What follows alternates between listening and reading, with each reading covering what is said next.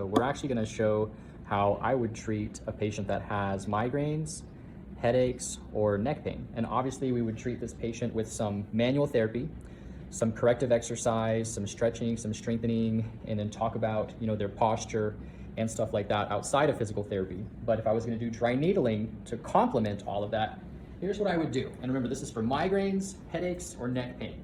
So for migraines and headaches, we know that the upper neck is usually involved.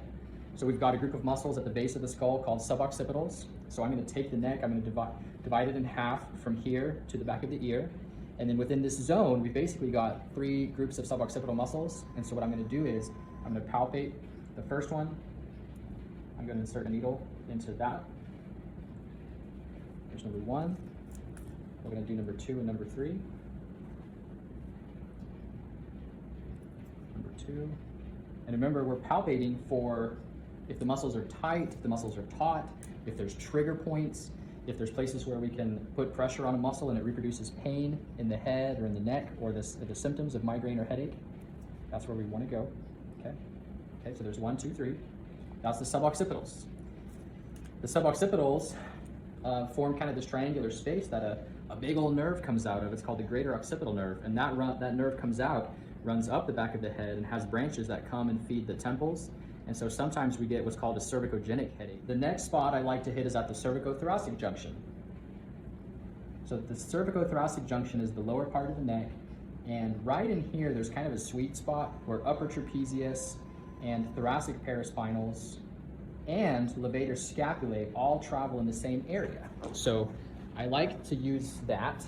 So I'm just gonna give a squeeze here. I'm gonna find those muscles. I'm gonna tap. We're gonna angle the needle towards the spine. So we have that as our backdrop.